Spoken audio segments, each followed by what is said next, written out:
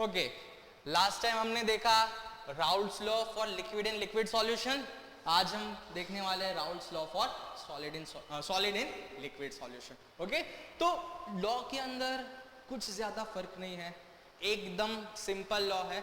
जो हमने Raoult's law अभी पढ़ा था लिक्विड इन लिक्विड के लिए, वही सेम टू सेम है हमारे सॉलिड इन लिक्विड।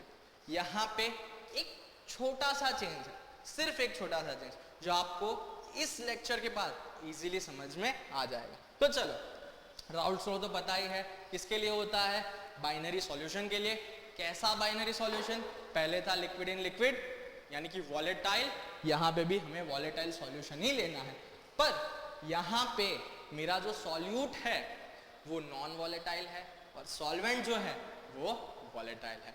यही इसमें छोटा सा डिफरेंस है, उसमें दोनों जो थे वो वॉलेटाइल थे, यहाँ पे हमारा सॉल्वेंट ही सिर्फ वॉलेटाइल है, सॉल्यूट जो है वो वॉलेटाइल नहीं है। तो चलो, इसका जो पर्टिकुलर डेफिनेशन है वो भी सिमिलर है, क्योंकि जो पार्शियल वेपर प्रेशर है वो डायरेक्टली प्रोपोर्शनल रहेंगे उनके मोल फ्रैक्शन के।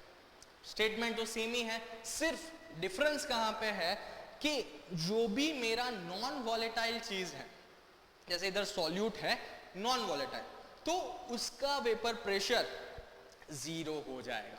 सिंपल, जो भी चीज वॉलेटाइल नहीं है उसका वेपर प्रेशर हम क्या कर देंगे, जीरो। तो ये बात आपको ध्यान में रखनी है कि जो भी चीज वॉलेटाइल नहीं होती उसको हम जीरो ले लेते हैं।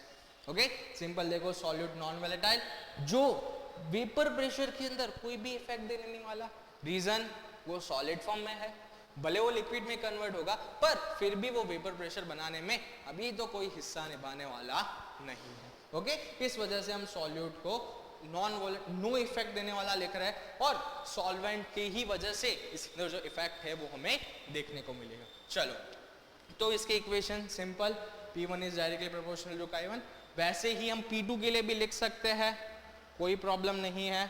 ओके, और P2 नॉट इंटू Chi2।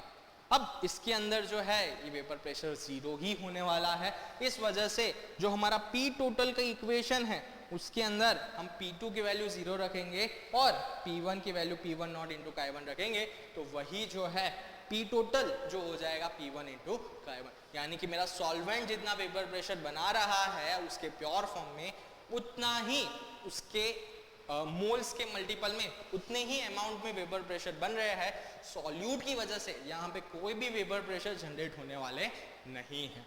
इसी वजह से ये जो लॉ है वो एक पार्ट बोल सकते हो आप लिक्विड इन लिक्विड से, एक थोड़ा सा डिफरेंट पार्ट आप बोल सकते हो, और सिंपल सा चेंज है, कुछ भी नहीं है। वहां पे आप लिक्विड ले रहे थे तो उसको हमें इन्वॉल्व करना है, यहाँ पे हम सॉलिड ले रहे हैं, उसकी वजह से कोई भी वेपर प्रेशर जनरेट नहीं होता, इस वजह से यहाँ पे उसको हम as a zero, as a negligible consider कर देते हैं। ओके, अब सिंपल उसका ग्राफ हमें पता है, लास्ट टाइम का जो ग्राफ था उसके अंदर दोनों का हमें बताना पड़ा था, सॉल्यूट और सॉल्वेंट का दोनों का।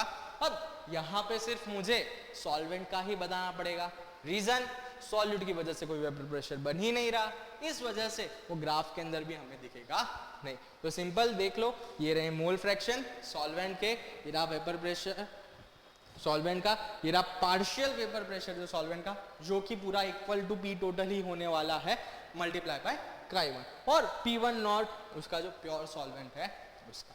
ओके, तो यही है हमारा particular Raoult's law for solid in liquid solution, इतना सिंपल है। ओके, तो ऐसे ही हम नेक्स्ट लेक्चर में आगे बढ़ेंगे। ओके, तो इधर के लिए यहां तक हम रखते हैं।